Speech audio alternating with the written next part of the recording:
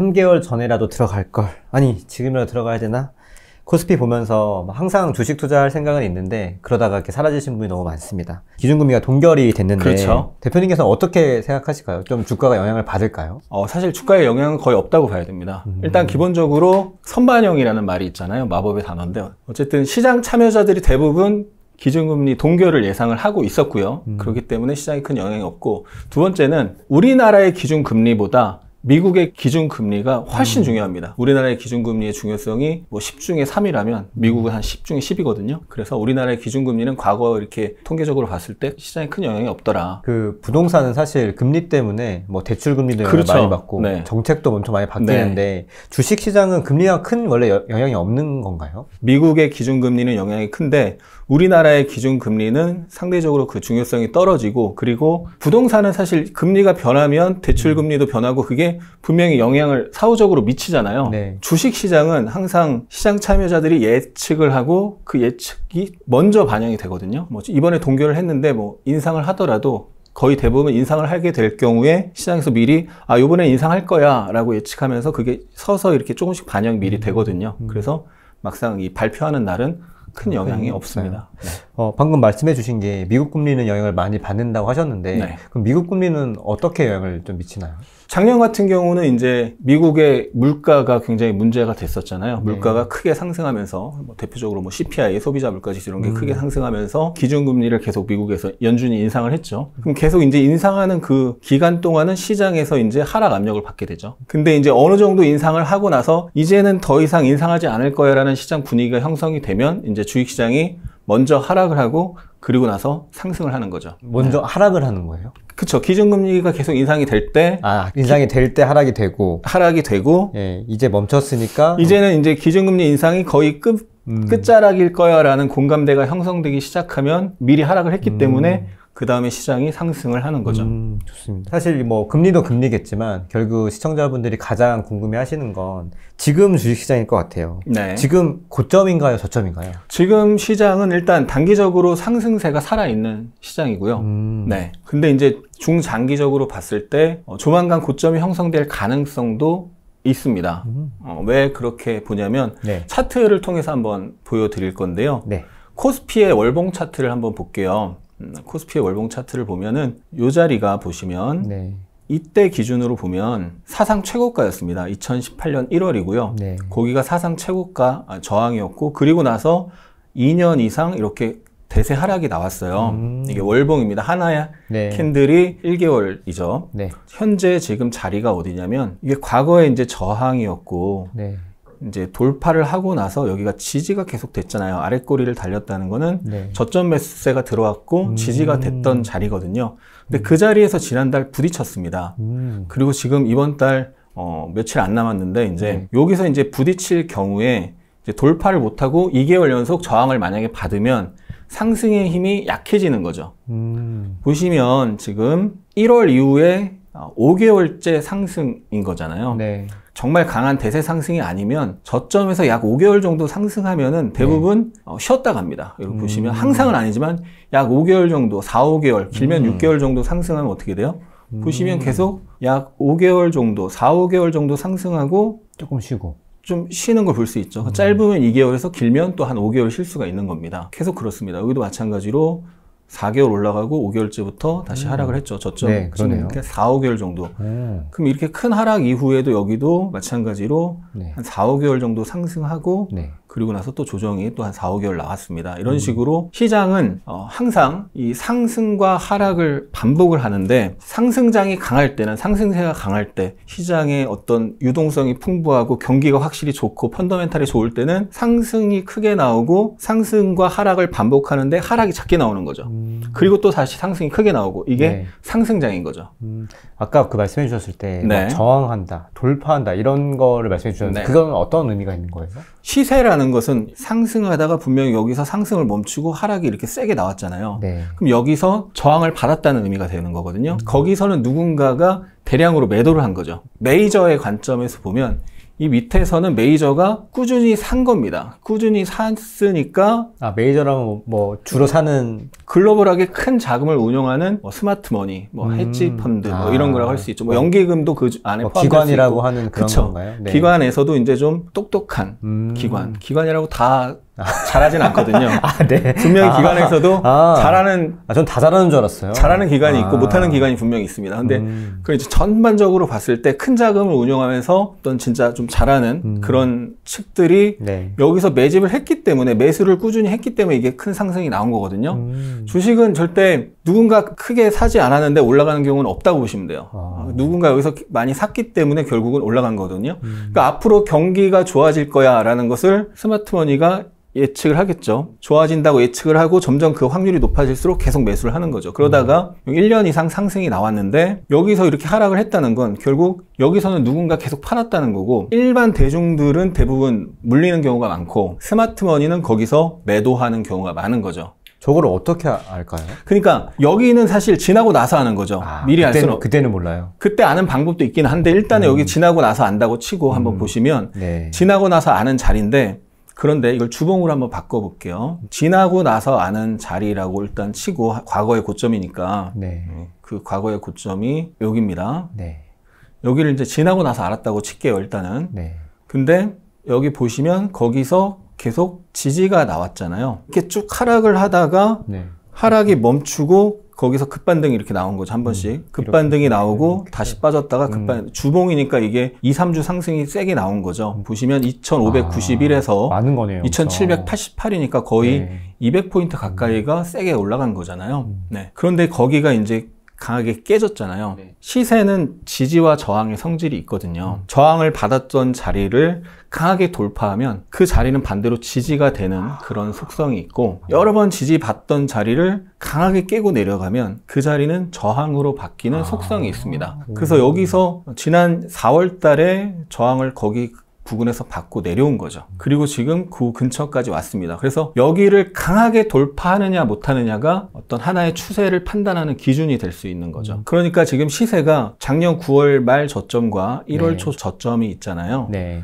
그리고 그 이후에 이렇게 상승과 조정과 상승을 하면서 저점이 높아지고 고점이 높아졌습니다. 단기적으로 상승 추세라는 거고요. 그리고 또 이평선으로도 추세를 볼 수가 있는데요. 5일선이 있고 10일선이 있고 20일선, 60일선, 120일선이 있는데 이평선이 지금 보면은 다 우상향 중이잖아요. 단기 이평선이 맨 위에 있고 장기 이평선이 맨 아래에 있습니다. 우상향 추세가 지금 진행 중이라는 거죠.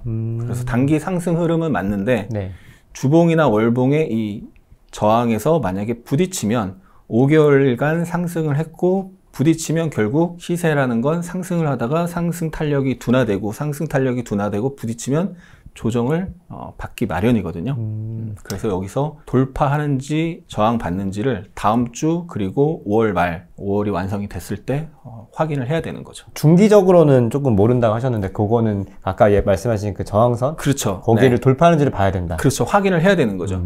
만약에 월봉으로 장기적으로 큰 흐름을 보면 여기서 되게 세게 하락을 했고 지금 올라온 폭이 요거잖아요. 네. 그러니까 아직 이 하락세를 완전히 벗어났다고 하기에는 큰 흐름으로 봤을 때는 확인이 안 된 거죠. 그 확인을 해야 된다는 거죠. 그러면은 이런 분위기 혹은 예상 이런 거 말씀해 주셨는데 이 상황에서 주식을 지금 갖고 있는 걸 팔아야 되나요? 혹은 갖고 있는 현금을 이용해서 좀 사야 되나요? 예를 들어서 파동을 생각을 하셔야 되는데 자 1월 달에 대략 요만큼 상승했잖아요. 네. 그거보다 약간 못 미쳤지만 얼추 그 상승한 만큼 상승을 했잖아요. 네. 그리고 나서 5일선이 이제 단기 평선이 5일선을 대표적으로 보는데 5일선이 깨졌잖아요. 네. 그러면 조정이 들어갈 가능성이 높다라고 보셔야 됩니다. 그러면 이렇게 여기까지 올라왔을 때는 올라와서 아까 그 자리가 주봉 월봉상 저항 부근이잖아요. 네. 근데 거의 올라간 만큼 거의 상승한 만큼 상승해서 저항 부근에서 이 상승이 멈춘 거죠. 네. 상승하다가 음봉으로 내려간 거니까 그날 시가보다 종가가 아래에 있다는 거잖아요. 눌렸고 거기다 5일선이 깨졌다 그러면 상승이 일단락되고 상승에 대한 조정이 나온다 이렇게 보는 거고 네. 이 녹색 선이 60일선인데 60일선에서 두 번 지지가 나오고 그리고 나서 지지가 확인될 때 장중에 하락을 했다가 양봉으로 올라왔죠. 그러면 그날을 뭐가 된 거예요? 매수세가 들어온 게 확인된 거죠. 저점에서 매수세가 들어와서 가격이 올라갔을 그쵸. 테니까. 네. 저점에서 매수세가 들어온 게 확인된 거잖아요. 네. 그러면 그 자리가 중요한 자리라는 게 61선이 우상향, 녹색 선이 우상향하면서 전저점에서 지지가 나온 거죠. 그러면 그날 매수세가 들어왔으니까 일단은 하락이 멈췄다. 어떤 지지가 될 만한 자리인데 거기서 매수세가 들어온 게 확인이 됐죠. 그러면 거기가 일단 단기 바닥 가능성이 생긴 거고 네. 그리고 나서 5일선을 회복하는 양봉이 요 날이거든요. 네. 그럼 그때가 이제 단기 바닥 가능성이 확인된 날, 여기 바닥에서 양봉이 나온 날, 아래꼬리 양봉이 나온 날, 그리고 5일선을 올라탄 양봉이 나온 날. 그럼 그럴 때가 이제 단기 매수를 하기에 굉장히 좋은 날이 되는 거죠. 근데 지금은 정고점에서 상승이 멈췄잖아요, 여기서. 상승하다가 윗꼬리를 달았고, 그 다음날 하락 출발해서 양봉이 나오고, 상승하다가 윗꼬리를 달고 음봉으로 빠졌죠. 네. 그럼 거기서는 단기적으로 뭐가 작용했나요? 매도세가 작용을 한 거잖아요. 그러니까, 올라갔다가. 그쵸. 네. 저항이 될 가능성이 있는 자리인데 거기서 저항이 확인됐잖아요. 그러면 일단 비중을 좀 줄이는 게 좋은 거죠. 뭐 어느 정도로 조금 줄여야 근데 되나요? 이거는 그 투자자의 성향에 따라서 네. 다른 거고 보편적으로 봤을 때 일반 투자자들은 명확한 대세 상승장에서는 주식 비중이 한 7, 80%고 현금 비중이 20, 30% 정도 네. 갖고 있으면서 거기서 대응을 해야 되고 네. 좀 완만한 상승장이나 만약에 박스권 장세라고 판단을 했다면 주식 비중 50%, 현금 비중 50%를 갖고 있어야 되고 뭐 작년 같은 경우는 이렇게 고점과 저점이 낮아지는 하락장이었단 말이에요. 명확하게 고점과 저점이 계속 이렇게 낮아졌잖아요. 네. 그러니까 하락장에서는 주식 비중이 20, 30% 이내여야 되거든요. 네. 그런 측면에서 이제 평소에 갖고 있던 주식 비중보다 줄여야 된다는 거죠. 어쨌든. 네. 이게 확인이 될 때까지는 일단 저항 저항선이- 근처에서 양봉으로 쭉쭉쭉 올라가고 있을 때는 보유하되 저항에서 부딪히는 모습이 확인될 때는 일단 줄이는 게 정석인 거고 네. 그 다음에 그럼 다시 조정이 지금 5일선이 지금 살짝 깨졌거든요. 네. 그럼 이제 조정이 나왔을 때 이 11선이나 21선에서 지지가 나오면 그 줄였던 것을 다시 매수를 해볼 수가 있는 거죠. 아니면 내가 줄였는데 여기를 안 깨고 바로 이렇게 강하게 돌파할 수도 있습니다. 그럼 돌파를 확인하고 다시 재매수하는 게 정석인 거죠. 이거 지금 제가 듣다 보니까 네. 대표님께서는 확실히 이렇게 단기적으로 이렇게 시장을 보고 거기에 이제 대응을 하시는 것 그렇죠. 같은데 사실 요즘 커뮤니티에서도 뭐 국장은 안 된다, 국장은 단타만 쳐야 된다 이런 얘기를 되게 많이 하잖아요. 네. 그거에 대해서는 어떻게 생각하세요? 그러니까 미국은 한번 대세 상승이 나오면 뭐 5년도 나오고 뭐 10년도 나오고 2008년도 그 서브프라임 글로벌 금융위기 이후에 2009년부터 2021년까지 한 13년 이렇게 대세 상승이 나왔거든요. 13년. 근데 우리는 그런 대세 상승이 거의 안 나오거든요. 뭐 보통 1, 2년 나오면 끝나는 경우가 많죠. 그리고 한동안 하락장 또는 긴 기간의 박스권 장세가 나옵니다. 그래서 박스피란 말도 많이 쓰는데 그러니까 우리는 상승장에 비해서 하락장이나 박스권 장세가 더 길기 때문에 그러니까 장기 투자보다 단기 매매, 단타 매매가 마음이 편하다 이런 거죠. 대표님도 장기 뭐 스윙이나 장기 이렇게 하신 적 있으세요? 할 때가 있습니다. 그러니까 처음부터 장기 투자를 하는 게 아니고 단기 매매로 들어갔는데 상승이 강하게 나오면 수익이 난 상태에서 보유를 하는 거죠. 근데 시장도 계속 좋고 그 종목도 계속 좋다. 그러면 계속 그 수익 난 상태에서 계속 들고 가는 거죠. 이렇게 확인해 가면서 이렇게 계속 확인해 가시는 거예요? 이렇게. 그게 뭐 5일선이든 뭐 이렇게 새로운 시그널이 나오면 그때 이제 매도하시는 방향으로 하시는 그렇죠. 거예요. 네. 이것도 결국 지나고 보니 장기 투자나 뭐 이런 느낌인 거예요. 그런 거죠. 네. 근데 듣다 보니까 지금 저희가 또 저항선에 부딪히기도 했고 네. 지금 상황이 저는 초보라서 그런지 너무 어렵게 좀 들리는데 네. 주식 투자하면서 지금 이 시장에서 좀 가장 조심해야 될 행동이 있을까요? 가장 조심해야 될 게 코스닥으로 볼 때 1월부터 1월 3일 저점 찍고 4월 중순까지 코스닥 시장이 굉장히 좋았거든요. 엄청 올랐죠. 코스닥만 보면 엄청 올랐고 사실 그때 상당수 개인 투자자들이 그래도 전반적으로 수익이 난 그런 시기였는데 좀 전에 말씀드렸던 부분처럼 이때도 여기서부터 여기까지 상승을 했잖아요. 그 상승폭을 제가 한번 박스로 한번 그려볼게요. 이만큼 상승했죠. 그걸 그대로 복사해서 여기 저점에서 올리면 거의 똑같이 상승했잖아요. 그러네요. 네. 또는 다르게 할 수도 있는데 키움증권 기준으로는 피보나치 목표치라는 게 있는데 하나의 저점과 하나의 고점을 찍고 그 다음 어딘가 이제 하락하다가 다시 올라가면 저점을 알 수 있잖아요. 지나고 나면. 그럼 저점을 찍었을 때 올라간 만큼 조정받고 다시 올라가는 중에 만약에 돌파를 이렇게 여기서 했잖아요. 또는 올라가는 중에도 마찬가지인데 만약에 상승 추세가 계속 된다면 얼마만큼 올라갈 수 있을까? 대략 올라간 만큼 올라가서 거기서 부딪히면 저항이 되는 거거든요. 그럼 여기서 지금 도지를 만들었잖아요. 음봉이 나오고 도지를 만들었잖아요. 상승이 멈춘 거죠. 기존의 상승 추세여서 올라갔다가 밀려서 끝났다는 건 매도세가 작용을 했다는 거죠. 저항이 부딪혔다. 그렇죠. 뭐 이런 느낌이에요. 네. 네. 하나의 경고 신호가 되는 거죠. 왜냐하면 올라온 만큼 거의 1대1로 올라온 만큼 올라왔는데 도지가 나오면서 경고가 뜬 거죠. 경고가 떴는데 그 다음날 바로 5일선을 깨는 모습이 나오면서 장대 음봉이 나왔거든요. 그리고 나서 이제 거의 한 달 정도 조정이 나왔습니다. 중요한 게 상승장에서는 초보자도 수익이 나거든요. 근데 이게 안타까운 게 초보자분들이나 아니면 뭐 주식 공부를 뭐 3개월, 6개월, 1년 해서 초보자를 이제 벗어나서 조금 어느 정도 실력이 쌓였는데 아직 고수는 안 된 상태에서 장이 좋을 때 수익이 나면 마치 이제 내가 실력이 있어서 수익 난 걸로 네. 착각을 하는 거죠.